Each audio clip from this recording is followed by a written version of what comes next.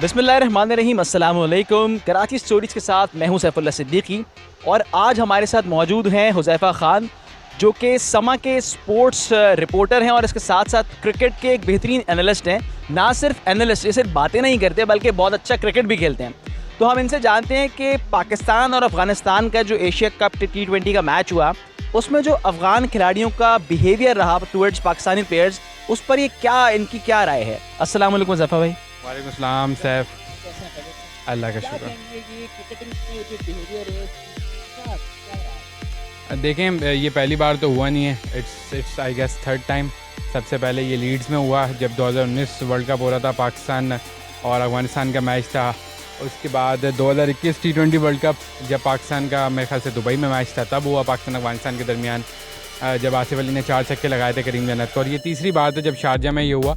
Blow standard है इसके ऊपर। मैं आपको बताता चलूँ कि पाकिस्तान क्रिकेट बोर्ड के जो चेयरमैन है रमीज़ आजा, उन्होंने स्टेटमेंट दे दी है कि वो ACC को यानी एशियन क्रिकेट काउंसिल को और ICC इंटरनेशनल क्रिकेट काउंसिल दोनों को इसके ऊपर खतूत लिखेंगे और उनकी मीटिंग्स में भी ये बात करेंगे कि ये स्पिरिट ऑफ क्रिकेट के ख़िलाफ़ है। और वैसे भी ये गलत है, क्योंकि आप हार जीत it's a part of game और क्लोज इनकाउंटर्स भी होते हैं, लेकिन किसी भी इमलाक को नुकसान पहुंचाना, वहाँ पे कुर्सियाँ तोड़ी गई और किसी भी क्रिकेट फैंस को मारना, ये बहुत गलत है। और पाकिस्तान के अंदर इसमें शदीद गम गुस्सा पाया जाता है और पाकिस्तानी फैंस को आपने इस तरह वीडियोस देखी होंगी कि मारा गया, तो ये इस तरीके से नहीं होना चाहिए, क्योंकि क्रिकेट एक ऐसा गेम है जो लोगों को करीब लेकर आता है। आपने देखा होगा जिन टीमों के ख़िलाफ़ आपस में सख्त मामलात भी होते हैं, जैसे इंडिया पाकिस्तान, जो एक दूसरे के तकरीबन ऑलमोस्ट आप कह सकते हैं दुश्मन है, लेकिन क्रिकेट जब आता है तो आपने हमारे खिलाड़ियों को देखा होगा किस तरह मिलते हैं, फैंस को देखा होगा। भले आप ऑस्ट्रेलिया और इंग्लैंड की मिसाल ले लें, तो ये वो गेम है जो लोगों को करीब लाता है। अगर इसमें इस तरह की चीज़ें होंगी तो फिर ये अच्छा नहीं होगा। अच्छा, मुझे बताएं जो फुटेज नज़र आ रही है उसमें ऐसा लग रहा है कि उसने आसिफ अली के लिए कोई अब्यूसिव वर्ड्स यूज़ किए, तो इसमें ICC के कोड ऑफ कंडक्ट क्या कहता है, क्या लॉज हैं ICC के कि भाई आप अगले को मुश्तइल कर रहे हैं, आप नहीं छू रहे, आप अगले के लिए ऐसी बातें मुंह से निकाल रहे हैं कि वो आप पर हाथ उठा रहा है, आपको पुश कर रहा है, तो इसमें लैंग्वेज के ऊपर ICC ने क्या बैरियर्स लगाए हैं? देखें, मैं इधर थोड़ा सा मैं जो भी बयान दूंगा उसको आप पाकिस्तानियत से हट के देखिएगा। कोई भी क्रिकेट है उसके अंदर इस तरह की एग्रेशन, इस तरह की मतलब आप कह सकते हैं कि जुमलेबाजी होती है क्रिकेट के अंदर। चाहे वो ऑस्ट्रेलिया को आप देख लें, भारत को देख लें, पाकिस्तानी बॉलर्स भी करते हैं, क्योंकि फास्ट बॉलर का ये काम है और वो इस तरीके से आके आपको थोड़ा सा बातें भी करते हैं और हमारे बॉलर्स भी करते हैं, तो इसमें कोई गलत बात नहीं है। और इस तरह का इंटेंस मूवमेंट जब होते हैं तो ये चीज़ें हो जाती हैं। वहाँ पे आई गेस फरीद उनका नाम है, तो फरीद ने भी इसी तरह अपनी एग्रेशन दिखाई, अपना फिस्ट जो है वो हवा में लहराया। और हो सकता है मुमकिन तौर पे उन्होंने, क्योंकि अभी कोई ऑडियो तो नहीं आई है, ना कोई इसके ऊपर एक्सप्लेनर आया है, तो मुमकिन तौर पे उन्होंने कोई अब्यूज़ भी की हो। तो थोड़ा सा मुझे पर्सनली ये लगता है कि आसिफ अली को वहाँ फिज़िकल नहीं होना चाहिए था, मेच्योरिटी का मुजाहरा करना चाहिए था, क्योंकि आसिफ अली एक मंजे हुए खिलाड़ी काफ़ी अर्से खेले। क्योंकि जब आप उस विजुअल्स को देखेंगे और जब ICC भी इसको मॉनिटर करेगा जो अब चल रही है सिचुएशन, तो उसमें देखिए बैंटर के ऊपर और ज़बान दराजी के ऊपर तो कोई लॉ नहीं अप्लाई होता, इससे तो खिलाड़ियों के दरमियान होता है। लेकिन जब आप फिज़िकल हो जाते हैं किसी खिलाड़ी से, तो फिर ICC इसके ऊपर एक्शन लेता है और ये वेरी करता है कि 50% मैच फीस से लेके 1 मैच या 2 मैच की पाबंदी भी लग सकती है। अच्छा, अभी खबर चल रही थी कि आसिफ अली पर और अफ़गान प्लेयर पर जो है 2-2 मैच की पाबंदी लगा दी गई और आसिफ अली जो है वो अब फाइनल भी नहीं खेल सकेंगे, तो इस खबर में कितनी सदाकत है? अब तक ICC की तरफ से किसी भी किस्म की कोई पाबंदी दोनों में से किसी भी प्लेयर पे नहीं लगाई गई है। मैच खत्म हुआ उसके बाद मैच रेफरी जो थे उन्होंने दोनों प्लेयर्स को बुलाया था और इस बात का बताया कि आप दोनों ने गलती की है और इसके ऊपर ICC एक्शन ले सकता है। जब मैच रेफरी अपनी रिपोर्ट पेश करेंगे ICC को, तो उसके बाद ये फैसला होगा कि आया इनके ऊपर मैच फ़ीस का बैन लगता है या फिर 1 मैच के लिए 2 मैच के लिए पाबंदी लगाई जा सकती है। लेकिन अब तक ऐसा कुछ नहीं हुआ है। लेकिन जो मुझे लग रहा है सीइंग द विजुअल के आसिफ अली पे बैन लग सकता है, क्योंकि उन्होंने फिज़िकल वायलेंस किया, उन्होंने अब्यूज़िव की, लेकिन फ़िज़िकल नहीं होना चाहिए, क्योंकि फ़िज़िकल पे ICC के रूल्स बहुत सख्त हैं। नहीं तो अब जो आसिफ अली जब जा रहे थे तो अफ़गान प्लेयर जो भागता हुआ है उसने भी पहले आसिफ अली को पुश किया, तो दोनों तरफ होगा या सिर्फ आसिफ अली के खिलाफ? इस पे हो सकता है दोनों तरफ हो, क्योंकि उसने भी फिर बाद में आसिफ अली को पुश किया, फिर आसिफ अली ने दोबारा बैट दिखाया, तो ये चीज़ें नेगेटिव चली जाती हैं। क्योंकि अगर आप बैंटर करते हो या मुंह से आपकी ज़बान दराजी होती है, तो ये इस पे ICC इतना सख्त नहीं होता। लेकिन क्योंकि आसिफ अली ने पहले उनको पुश किया, फिर उन्होंने पुश किया, फिर आसिफ अली ने बैट दिखाया, तो मुमकिन तौर पे मुझे ऐसा लगता है कि दोनों प्लेयर्स पे जो है वो कुछ ना भारी जो है वो जुर्माना या फिर मैच पाबंदी लग सकती है। लेकिन इसका नुकसान अफ़गानिस्तान को तो नहीं होगा, obviously they are out of tournament. Pakistan को नुकसान हो सकता है कि अगर अल्लाह ना करे 1 या 2 मैच की पाबंदी लग जाती है तो आसिफ अली की प्लेयर है और पाकिस्तान उनको मिस करेगा।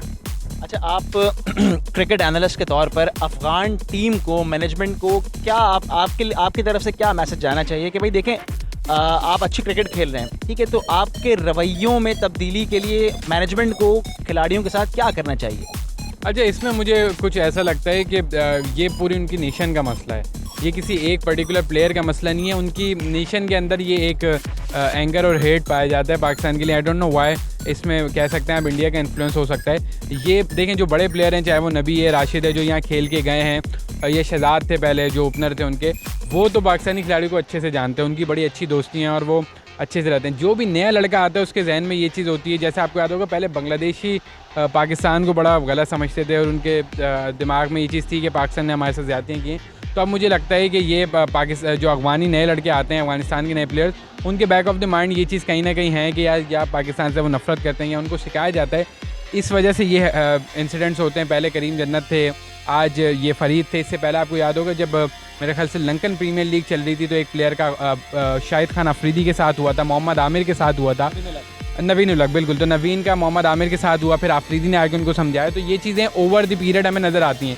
तो मैंने आपको कहा कि ये इनके पूरे नेशन के अंदर ये चीज़ या तो फीड की गई है या कहीं ना कहीं उनको बताया जाता है कि आपको पाकिस्तान के ख़िलाफ़ इस तरह हेट दिखाना है। आप देखें ना, पहले ये होता था कि पाकिस्तान और अफगानिस्तान भाई भाई, अब उनके फैंस के अंदर भी ये चीज़ पाई जाती है कि इंडिया और अफगानिस्तान जो है वो भाई भाई हैं और हमने पाकिस्तान को हराना है। तो ये चीज़ उनके नेशन में फीड की जा रही है। बहुत बड़े अरसे से ये कोशिश कर रहे हैं कि अफगानिस्तान के प्लेयर्स को, अफगानिस्तानी लोगों को ये बात बताई जाए कि पाकिस्तान ने आपके साथ नाइंसाफ़ी की या पाकिस्तान आपका दुश्मन है। ये चीज़ फीड हो रही है और अब से नहीं, बहुत बड़े टाइम से हो रही है, ये हम देखते हुए आ रहे हैं। और IPL में भी उनको कॉन्ट्रैक्ट जब दिए जाते हैं तो उनको ज़ाहिर अपना कॉन्ट्रैक्ट्स भी बचाने होते हैं। तो ये IPL कॉन्ट्रैक्ट बचाने की वजह से भी चीज़ें होती हैं। चलें, ये तो आपने भारतीय खिलाड़ियों का बता दिया कि वो IPL और इंडियन इन्फ्लुएंस में हो सकते हैं। अब आपने फैंस की बात की तो फैंस पे आ जाते हैं। ग्राउंड की बात तो हमने कर ली, उस मैच में जो भी ग्राउंड में हुआ हमने डिस्कस कर लिया।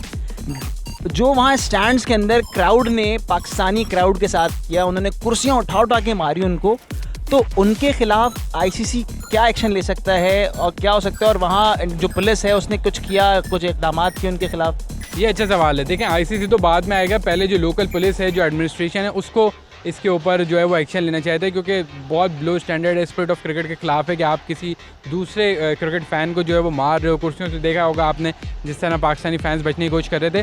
तो इस पर जो UAE की इंतज़ामिया है, UAE की पुलिस है, उनको कानून, ऑब्वियसली वीडियोज़ मौजूद हैं, उनके चेहरे आइडेंटिफाई करें, वो लोग भले UAE में मुकीम हैं या UAE से आए हैं, क्योंकि आपको पता है UAE में तो बड़े स्ट्रिक्ट बैन लग जाते हैं 2-2 4-4 हज़ार दरहम के। तो जो UAE की गवर्नमेंट है और वहाँ की एडमिनिस्ट्रेशन है, जो शारजा क्रिकेट ग्राउंड की एडमिनिस्ट्रेशन है और वहाँ की पुलिस है, उनको एक्शन लेना चाहिए, वीडियोस के ज़रिए आइडेंटिफाई करना चाहिए उन लोगों को और उनके ऊपर बैन लगाना चाहिए फॉर द लाइफ टाइम कि वो शारजा और दुबई क्रिकेट स्टेडियम में नहीं आएंगे। और साथ साथ उनके ऊपर जुर्माना भी लगाना चाहिए कि आपने जो हरकत किया, आपने जो है शारजा क्रिकेट ग्राउंड की प्रॉपर्टी को भी नुकसान पहुँचा और आपने एग्रेसिव वायलेंस क्रिएट किया पाकिस्तानी फैंस के खिलाफ। तो पहले तो UAE इंतज़ामिया को, वहाँ की पुलिस को, वहाँ के लोकल्स को ये करना चाहिए और उसके बाद ICC को, उनके बोर्ड को ये बता देना चाहिए कि अगर आज के बाद आपका कोई इंसिडेंट हुआ तो अफगानिस्तान क्रिकेट बोर्ड की जो है वो किसी भी इवेंट के अंदर शिरकत जो है वो ममनू हो जाएगी। ऑब्वियसली ये चीज़ें होंगी नहीं, लेकिन किसी तरह का कोई जेस्चर जो है वो देना चाहिए एशियन क्रिकेट काउंसिल को भी और इंटरनेशनल क्रिकेट काउंसिल को भी ये देना चाहिए ताकि वो बोर्ड उनको करे, अपने लोगों को और अपने लोगों को समझाए। लेकिन ये होता हुआ दिख नहीं रहा, क्योंकि आपको पता है ICC के अंदर कितना बड़ा इन्फ्लुएंस है इंडियन का और इंडिया का कितना बड़ा इन्फ्लुएंस है अफगानिस्तान के ऊपर। क्या आपको लगता है कि बाबर आजम को वन डाउन आ जाना चाहिए और फ़खर को ओपनर भेज देना चाहिए ताकि दोनों की फॉर्म में कुछ बेहतरी आ सके? यार, ये बाबर और फ़खर वाली तो मैं तो समझे कोई 1 साल से बात कर रहा हूँ कि फ़खर, देखें, जिसका जो गेम है उसको वो खेलने दिया जाए। फ़खर को आपने फजूल में मेकशिफ्ट ओपनर करके नीचे लेकर आ गया। आप फ़खर ज़मान की वहाँ जगह बनती है। अब होता ये कि जब फ़खर ज़मान वन डाउन आते हैं तो 1 विकेट गिर चुकी होती है, रन्स कम लगे हुए होते हैं बोर्ड के ऊपर, तो वो अपने ऊपर प्रेशर ले लेते हैं, हावी हो जाते हैं। अब वो उनके अपने शॉट्स उस तरीके से नहीं खेल पाते और ज़ाहिर जब स्पिनर्स लग जाते हैं तो आपका सिंगल भी रुक जाता है। तो ये फ़खर ज़मान को डिसएडवांटेज हो रहा है। तो मुझे ऐसा लगता है कि फ़खर पे ना वो वाला फैक्टर आ जाता है कि फ़खर अगर ओपनर आ रहा है तो फ़खर कह रहा है यार मेरे पीछे बाबर खड़ा हुआ है। अब अगर फ़खर वन डाउन आ रहा है तो वो कह रहा है यार बाबर आउट हो गया। तो बाबर फैक्टर का इन्फ्लुएंस बहुत ज़्यादा नहीं लगता फ़खर के दिमाग पे? बाबर इन्फ्लुएंस हो कुछ भी, देखें, 1 विकेट गिरने का बड़ा इन्फ्लुएंस होता है, भले वो बाबर की गिरे या रिजवान की गिरे। जब 1 विकेट गिरने के बाद आवाज़ है ना, जिसको हम कहते हैं वन डाउन, तो वन डाउन पे आपके पास प्रेशर होता है कि यार ऑलरेडी हमने पावर प्ले में 1 विकेट दे दिए। अब हमने विकेट बचानी है। ऑब्वियसली ना, आप पावर प्ले में 2 विकेट दे दोगे, तो जब भी आप विकेट बचाने जाते हो तो आप ऑलरेडी डिफेंसिव माइंडसेट भी चलाते हो। फ़खर जमान एक्सप्लोसिव बैट्समैन है, एग्रेसिव बैट्समैन है, उसका काम ही यही है कि वो आके तेज़ खेलता है, ऊपर से 2-4 शॉट मारता है, ड्राइव लगाता है। तो जब आप उसको डिफेंसिव माइंडसेट के साथ जब वो अंदर जाता है तो वो अपने शॉट्स नहीं खेल पाता, वो पजल हो जाता है, उसको चीकी सिंगल लेने पड़ते हैं जिसमें वो रन आउट हो जाता है। उसका गेम ही नहीं है, उसको आप ऊपर खेलने दो पावर प्ले के अंदर, जब वो आके 2-4 ड्राइवें मारे, अपर कट मारे, पुल मारे, जहाँ उसको रन मिलेंगे फिर वो सिंगल कर सकता है। जब उसको स्पिनर लेंगे तो वो उनको आगे, अब जब वो ऑलरेडी 1 डाउन आएगा तो उसके ऊपर प्रेशर होगा कि यार 1 विकेट गिरी हुई है, मैंने विकेट बचानी है, मैंने यहाँ पे सिंगल डबल करना है, मैंने अभी कोई ऐसा शॉट नहीं खेलना।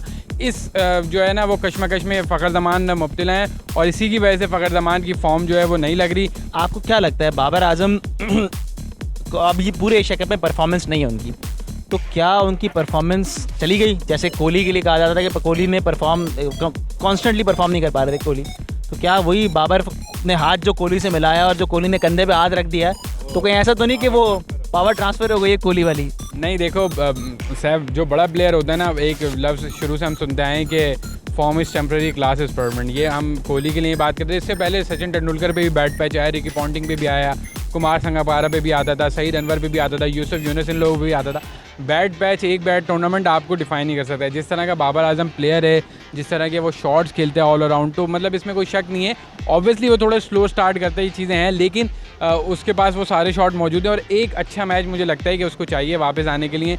अनफॉर्चुनेट रहा है थोड़ा सा, कल वाली बॉल भी एक तेज़ अच्छी पड़ गई, अंदर आ गई, तो वो नहीं जज कर सका। तो ये हो जाता है इस तरीके से, अनफॉर्चुनेट। आप वो देख लें जो कराची किंग्स की तरफ से उसका सीज़न रहा वो फ्लॉप रहा, लेकिन उसके बाद जैसे ही वापस आया नेशनल कलर में तो वो कलर आ गया। तो ये चीज़ें होती हैं, इन चीज़ों से इतना फ़र्क नहीं पड़ना चाहिए। बड़ा खिलाड़ी है, परफॉर्म कर रहा है, एक आध मैच लगेगा वापस आ जाएगा, इतना बड़ा इशू नहीं है।